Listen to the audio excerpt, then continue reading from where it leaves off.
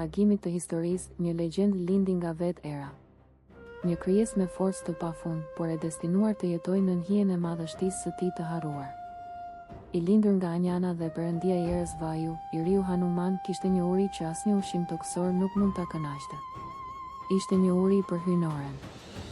Një mëngjes, duke ngatëruar lindjen e diellit me një frut të pjekur e të ardhur, fëmia u arratis. Ai nuk kërceu vetëm, ai shpoi vetë pëlhurën e qiellit. Qiejt dridheshin kur fëmia ju afrua portave diellore. Për të shpëtuar universin nga errësira, Indra, mbreti i zotave, e goditi atë me një rrufe kozmike. Për të qetësuar perëndinë e erës së pikëlluar, hyjnit i dhuruan fëmijës së rënë dhurata për te imagjinatës, pafyeshmërinë, mençurinë dhe fuqinë për të ndryshuar formën e tij sipas dëshirës. Por kishte një kapje.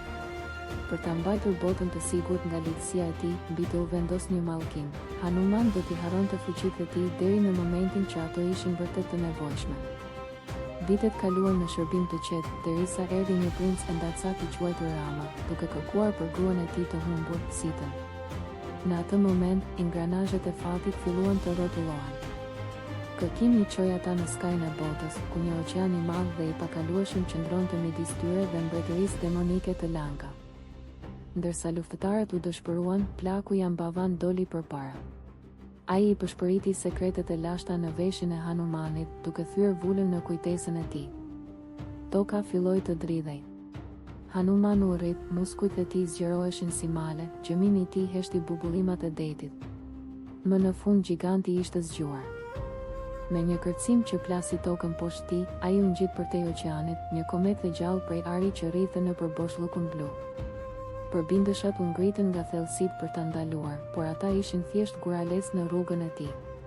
As gjarpri i detit Surasa dhe as demoni hije nuk mund ta mbanin atë prapa. Ai arriti në Lanka, jo si një gjigant, por si një hije. Duke u zvogëluar në madhësinë e një mace, ai lëvizi nëpër qytetin e arit, një fantazm në shtëpinë e armiqve të tij. Në korien e Ashoka, ai gjeti Sitën. Misioni i tij ishte një mision shprese, por largimi i tij do të ishte një mision zjarri. Të kapur nga mbreti demon Ravana, ata i vun flakën bishtit. Por ata nuk e kuptuan se sapo i kishin dorëzuar atij një pishtar për të djegur botën e tyre. Ai kërceu nga një maj në tjetrën, duke e kthyer qytetin e artë në një pyrt funerali.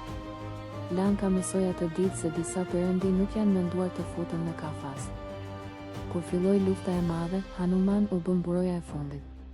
Por testi i tij më i madh erdhi kur dielli ishte gati të lindte në një Lakshmana që po vdiste. Në pamundësi për të gjetur barin shërues në mal, ai bëri të pamendueshmen.